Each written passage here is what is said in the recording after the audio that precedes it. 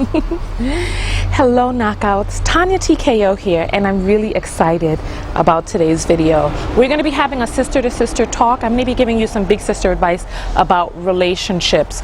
We're going to be talking about one specific type of relationship that caused me a lot of pain. It's very confusing. It's causing a lot of people pain at the moment. And in this video, you're going to learn how to look for the warning signs in other people and in yourself to avert this one particular type of situation that can cause a lot of self-esteem destruction, a lot of mental confusion, and a lot of spiral pattern from spiraling out of control. We're going to talk about, well, let me just ask you this. Have you ever been in a situation with a guy that you were feeling a little bit or not really feeling at all, and he chased you, and he showered you with attention, and he proved himself, and he proved that he was really into you, and he showed you that he was worth it, so you decided to give him a little bit of play, or a lot of play, if you know what I mean, and then he was gone, and you don't really understand what happened. And in the aftermath, what ends up happening is that not only did you not like him or not start out liking him from the beginning, but now you're the one chasing him, and you're kind of confused as to how the tables were flipped and how it got like that. This happened to me. It happened to other people, and I was reminded recently because there's this guy who's been writing me a lot lately, sending me these messages. Well, he stopped writing to me when I stopped responding to him, and then he recently got back in touch with me, and he's been like writing me, and I'm not interested in a relationship or anything other than a very casual friendship. And he's been writing to me, and now he's been upping the ante, talking about my sweet voice and how much he misses me and how he wants to see me and all of this other stuff, just really going in. And I feel that honesty is the best excuse. When you're really honest with a person, I believe in full, forthright honesty. And so I'm typically very honest with people to get them to back up off me, not to put it like that. But I'm really honest with people, and in this particular situation, there was something that told me to just chill for a moment, and I'm glad that I did, because it was in seeing his actions that reminded me of something that had happened to me when I was younger, where there was a guy who chased me and pursued me like that, and I wasn't really interested in him. And then I was like, okay, well, he seems like he's really into me, and so I decided to give him some play. And then when all was said and done, I was there left holding the bag, and I was like, how did this happen to me? How am I heartbroken over a guy that I in the beginning didn't even really want? So I was like, I don't know, there may be somebody else out there who is going through this, and I felt guided to do this video. So if you were led to this video, there's definitely a reason. And so this is what we're going to talk about. And after watching this video, you're going to learn the signs to look for, the early warning signs to look for in other people, as well as recognize those things inside of yourself that will help you avert that type of situation and lead you towards more meaningful, honest, furtive, pungent, healthy, juicy, fulfilling relationships. So that's what we're going to talk about in this video. Okay. I took my notes. Okay. This is a mistake that a lot of us young ladies make. We keep a guy around who we're not really feeling, but it feels good to our egos to have this guy shower us with compliments, jump through our hoops, and prove himself and go through all these leaps and bounds for our attention. And the more he does that, the more respect you lose for him, the more it places you on this pedestal, the fuller your ego swells with this treatment. You're like, oh wow, I'm a goddess, I'm a queen, this guy, I'm the stuff, and you're standing on this pedestal, and he's down there, and you're like, oh, look at this fool making a fool of himself for me. And you keep testing him and torturing and getting him to contort himself into many different ways, go against things that he said he would never do, or go against things that you know that he shouldn't do. And you continue this pattern until you get to the point where you're like, okay, well, he has proven himself, or he's done so much to win me over or show that he was worthy, or let's see, oh, he worked so hard for it, and you feel so desired that you turn around and you give him a little bit of affection that you know he's wanted so much, and in your mind you're like, well, you know, I know if he's worked this hard before, I know that I got him. I know that he'll go through greater length and greater extent. So you give him a little bit of affection or a little bit of intimacy or whatnot. And then the moment that he may even continue the pursuit, continuing to disrespect himself, and you feel that, okay, now it's time to give him some vagina. And so you put your magic pum pum on him, and when all of the dust settles, you look around and the phone calls have decreased and he's not really coming around, and the fool who was being so foolish over your foolery now fooled you, and he's gone, and you wonder why and how did this happen. This is a mistake that a lot of us make, and I'm going to show you exactly where it happens. In the beginning, when he was, right around this part, when he was disrespecting himself and acting in a manner which was not to the highest service of him as a human being, doing things that lessened his value or diminished him, number one, you have to remember that all human beings, we're all here for self-preservation. We all will do the things that are in our best interest to survive. So when you have a person who is disrespecting themselves, for you, it's not sustainable. And there's a trick. That's where the, I don't want to say trick, but that's where it gets a little hairy, where the conundrum comes in. Because number one, it's not sustainable. It's like there was this girl on Facebook that I saw who was doing this diet, and she had lost a certain amount of weight and she had reached this plateau. And so now that she reached this plateau, she was working out 6 days a week. She had cut out all of these calories, and she was doing Pilates, yoga, working out 2 times a day, 6 days a week, because she wanted to get over this plateau, because she wanted to reach her goal weight. And something like that is not sustainable. You know, it's like, okay, so you work and work and work to get to your goal weight, but then what happens after you get to your goal weight? You revert, because the activities that you were participating in were not sustainable. So, oh, hi. Huh? Yo estoy haciendo un video. Okay. All right. So the things that you did to get to that goal weight were not sustainable long term. Just like a person disrespecting themselves is not sustainable long term. So you have to wonder, what is in it for this person? And you know what? This is an early warning sign right here, because number one, if you have a person who is disrespecting themselves, this is not a person who either one, deems themselves in high esteem, or two, is not planning on continuing that behavior. So what is it that they're doing that behavior for? So you have to understand that the moment you get to your goal weight, that behavior stops. So it's like, I'm going to move on from there. I'm going to move on, and we're going to come right back to that. All right. The problem started even further before then, and it started inside your own mind when you were taught very young that your vagina was a prize. And I'm trying to do my video, and this woman is like, she's looking at me through the window now. Unbelievable.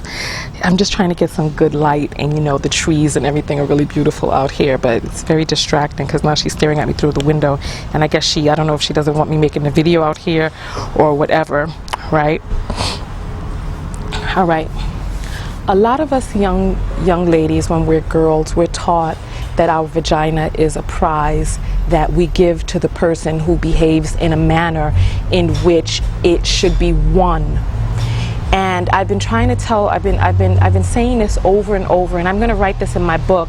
I'm actually going off to write my book really soon, so make sure you're on my mailing list so that you can know when the book is done. And this is a very detrimental idea and mentality to a lot of people, a lot of women, when you think of your vagina as this gift or this prize that someone is supposed to win. And that's what ends up getting us into these situations to begin with. Because when your vagina is a prize, and when you're taught that your vagina is this prize that you give to the highest bidder, you end up prostituting yourself for attention, prostituting yourself for time, sometimes even prostituting yourself for marriage, where you say, I need this before I'll give you vagina, so that you will exchange your vagina in exchange for a ring, a marriage certificate. Sometimes some people are prostituting themselves for money. But what happens is you assign a cost. You have to do this certain amount of jumping through hoops in order to get this vagina. And once they jump through these hoops, you're like, oh, well, it's only natural. They earned it. They proved that they were worth it. And it's like, especially when you sell your vagina in exchange for marriage, ultimately what you're saying is that me as a person, I'm this unfortunate being that happens to be dragged along with this vagina. You do all of this in order to get the vagina, and I just so happen to be this, this unfortunate baggage that comes along with it. Your personality, you as a human being, is this unfortunate baggage that comes along with it. And I'm here to tell you that the way to flip this around is to not think of sex as the purpose of sex being a reward for something. Sex is a beautiful conjoining of two spirits. When you get so close in every other facet, mentally, spiritually, emotionally, when you get so close as two human beings can get, in all other aspects, sex is the next logical step to take in order to get closer to the next level.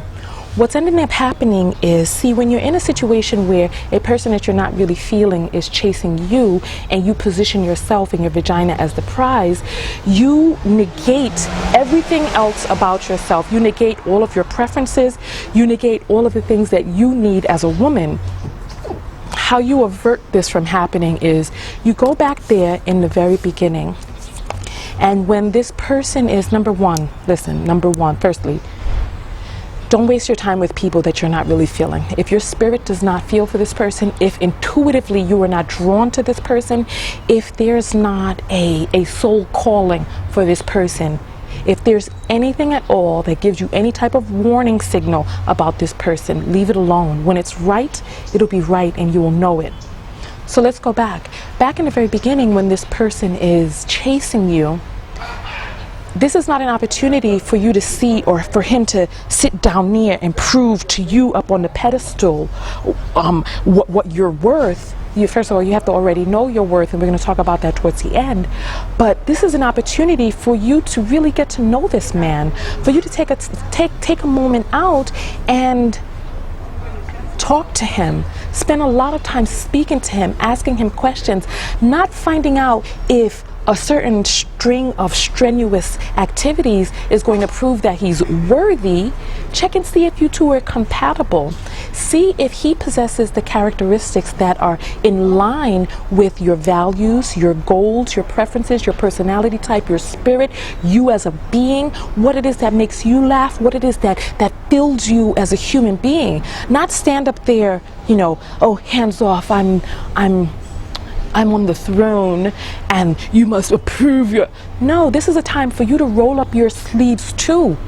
Let him know who you are. This is who I am. Talk to me. Tell me who you are. Let's listen.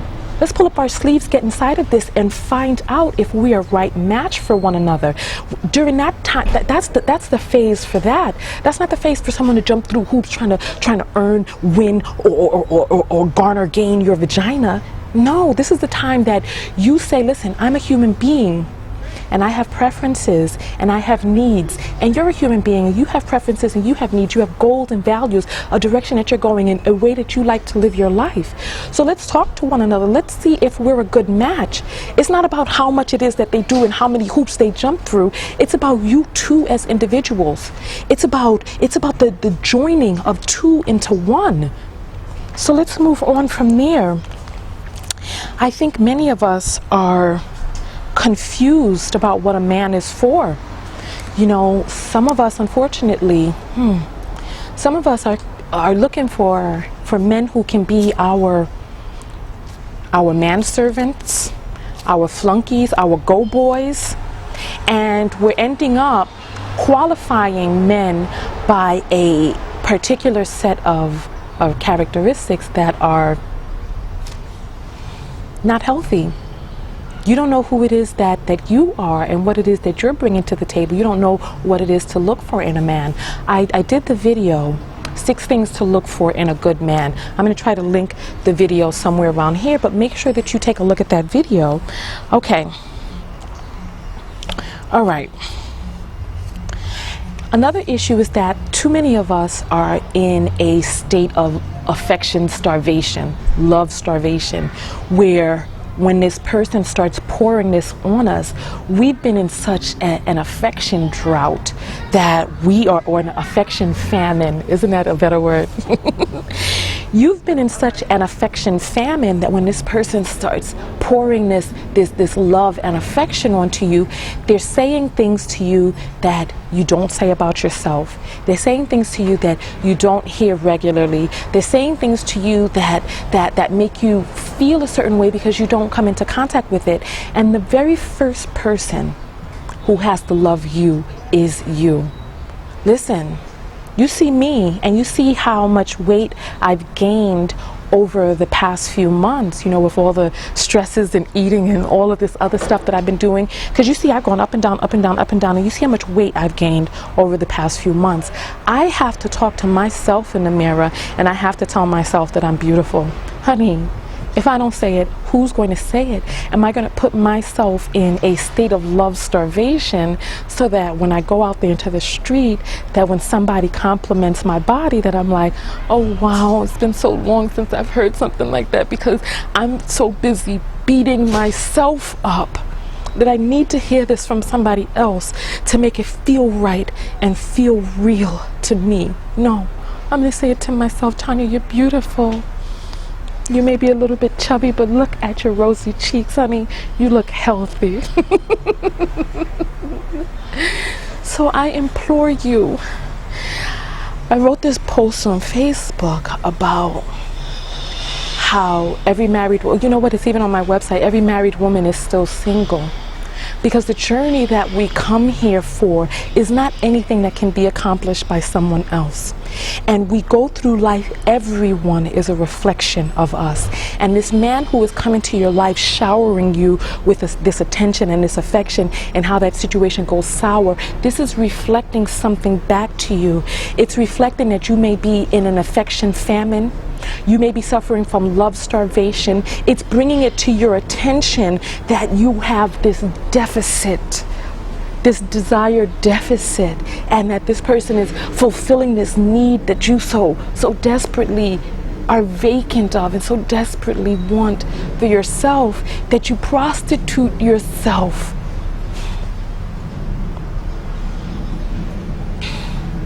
You prostitute yourself for pretty words and flowery statements and compliments. And I'm telling you, the love has to start with you. Compliment yourself first. Because if you don't listen, trust me, I know that if there is any time, listen to me, any time that you need your own love and affection, it's when you're feeling down. Unfortunately, sometimes, too often, when we're feeling down is when the only person we can ever count on, truly count on, the person who lives inside our own head, when we're feeling down, that person begins to attack us, unfortunately. And I'm here to tell you, turn that around. Turn it around. When you're feeling down, don't take this as an opportunity to then start attacking yourself, because if you can't depend on you, who can you depend on? You live inside your head. You have to sleep in your bed at night. Say good things to yourself. Don't put yourself in a desire drought, an affection famine. Give yourself affection. Love and hug yourself and say good things to yourself. If you have a hard time looking at yourself in the mirror, looking in your eyes, the window to your soul, and saying good things, how can you really, if you can't accept those things from yourself, how can you look into the eyes of a man who is saying those things to you and really truly believe it and know that it is true? So this person is reflecting something back to you. They could also be reflecting that you're good. I'm good. I'm good. Like when this guy is talking about, oh, I miss your sweet voice, and because I'm getting ready to leave soon. I'm going to South America to go write my book. I'm getting off the grid. I'm going to be writing my book. So he knows I'm leaving soon. So he's up in the ante. And I remember how this worked on me so well before in the past, and now it's not going to work on me because I'm good. Listen, I may be a little big, plump, and rotund right now, but I'm good. I'm good. I'm beautiful. I mean, oh, if you only knew. So anyway, this person is reflecting back to you energetically what you're putting out there in the universe. Are you saying good things to yourself? Are you giving yourself the love that you need first and foremost? And so I want you to find a man who is a good match for you. Don't waste your time on people who you're not feeling for any reason. Be very honest with them.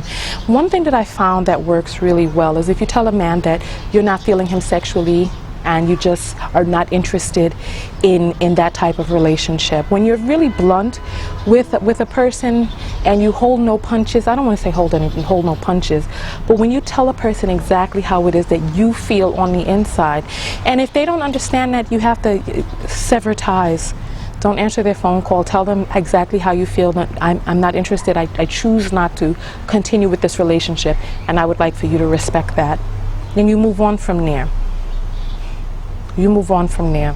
But don't blame the other person. Remember, this person is reflecting something back to you, and if you don't see your reflection in there, block it out and move on. So listen, that's my whole video. Give me a hug. We're going to get out of here. Make sure you're on my mailing list on TanyaTKO.com. I would love your feedback below. Has this ever happened to you? What were some ways that you used to turn it around? And if you made it to the end of this video, I want you to say this very special sentence, which I didn't think of before I started this video, but what will the sentence be? If you made it to the end of the video, okay. I choose to love myself, and talk about how you will not put yourself in, oh, I love these words, an affection famine, a desire drought, or love starvation. Use those words and I'll know, and then I'll comment back to you for the first 2 days, okay? So listen, give me a hug. I love you, love. I love you all very, very much. Go out there and love one another. But most importantly, what? That's right, love yourself. Come over to my website, get on my mailing list, so that when my book is out, you'll be among the first to know. Also, I send out new videos, I'd say about every 2 weeks, and I send out vlogs and updates about relationships, self-love, and being healthy overall, especially spiritually and internally. So get out of here. Tanya TKO, that's Tanya with an O, TonyA, and I'm out. Peace. I love you. Did I say go out there and love one another, but most importantly, love yourself? I hope I said that, but if not, I said it now. Peace.